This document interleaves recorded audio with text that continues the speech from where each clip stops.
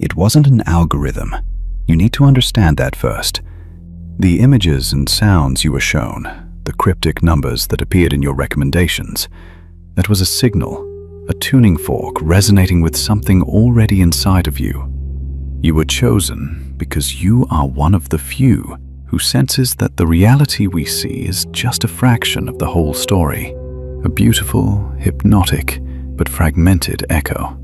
For months, you've been collecting those echoes, feeling their power without understanding the source. Consider this video the first translation of that source. This is not another theory or a guess.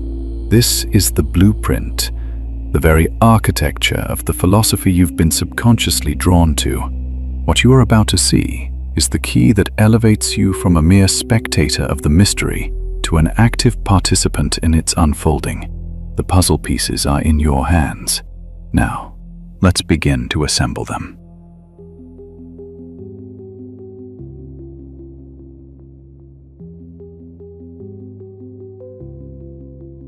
Repetition settles where matter appears most solid, a hidden subfloor beneath the architecture of the real. We rarely notice it because it often wears the mask of reassurance, the dependable return of familiar forms, the apparent fidelity of structures, and the steady rhythm of cycles that unfold without demanding our attention. It is a subtle mechanism that prevents the entire system from dissolving at the slightest deviation. Every organism survives because it replicates. Every digital network endures because it duplicates. Every memory stabilizes because it is revisited. This is not merely an aesthetic quirk of complex systems. It is their very condition of existence. In distributed networks, data is replicated across nodes so that a local failure never becomes systemic collapse. In biological tissue, genetic redundancy absorbs the shock of unpredictable mutation. In the brain, synaptic pathways strengthen through repeated activation until they become the preferred routes. What returns condenses. What is reiterated stabilizes, and you move inside this infrastructure, largely oblivious to it. You wake, and the world maintains its proportions. Streets do not redraw themselves overnight. Gravity retains a dependable coherence. This continuity offers more than mere perceptual comfort. It provides the stable groundwork from which the brain builds its predictions. Neuroscience describes cognition itself as a process of minimizing the error between expectation and perception. For you to know where you are, reality must reappear with sufficient regularity. Without that iterative, morning-by-morning confirmation, human consciousness would be left entirely exposed to a blinding storm of unfiltered noise. Repetition, in this sense, functions as a suspended safety net stretched over uncertainty.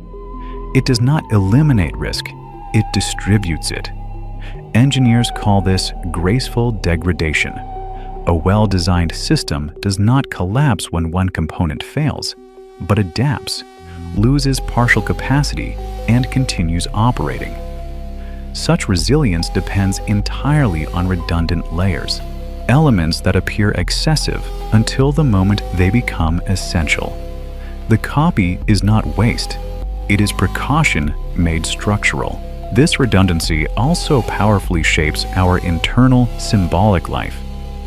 Ancient cultures constructed their rituals upon repetition.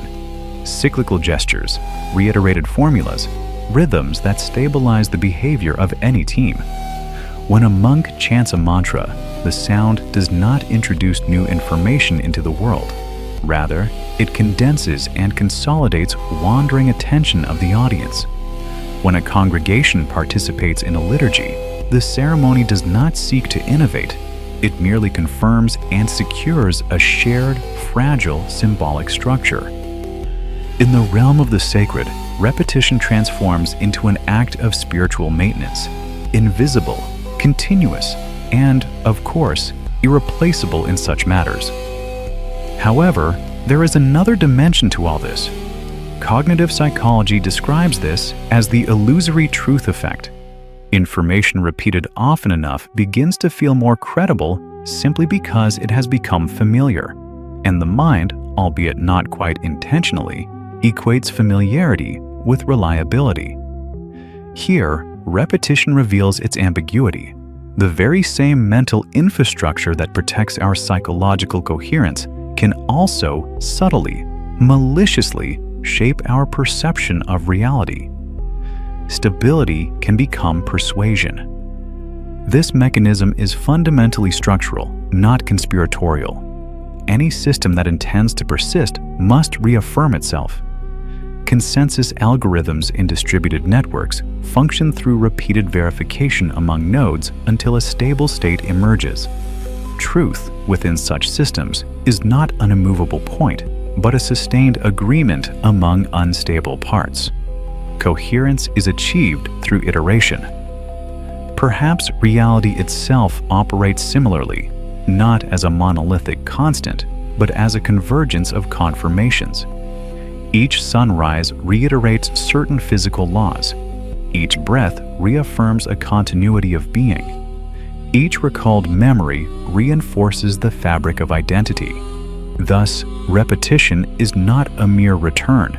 It is progressive consolidation, the world rebuilding itself, moment by moment, from the accumulated evidence of its own persistence. Yet, there is a crucial caveat.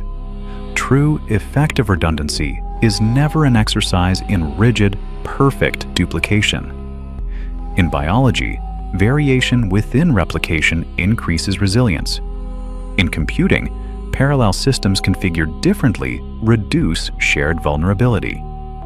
Excessively rigid repetition conceals fragility rather than preventing it. Strength emerges only when reiteration contains modulation, when each return resembles the previous one, but never perfectly. Your own daily habits follow precisely this logic. You repeat gestures, routes, and rituals, yet each iteration shifts slightly, adjusts, breathes. This micro-variation prevents the structure from hardening into brittleness. Repetition builds continuity. Difference introduces elasticity. Together, they produce something neither alone could achieve: duration. Ultimately, there is a profound subtlety hiding within this design. The very investment in redundancy suggests its underlying vulnerability, an acknowledgement, written into the architecture of things, that error remains permanently possible. If the universe were perfectly stable, it would require no backups, no reiterations, no replicated pathways. The presence of redundancy is, in this sense, a kind of confession. Repetition arises not from excess, but from an awareness of risk. And yet, astonishingly, this profound awareness of risk is not a tragic condition. In its purest sense, redundancy is an exquisite form of care. It preserves data, memory, relationship, possibility. It offers margin without promising invulnerability. It ensures continuation even when partial interruption occurs. And you participate in this infrastructure each time you revisit a thought, reaffirm a bond, or retell a story to understand it more clearly.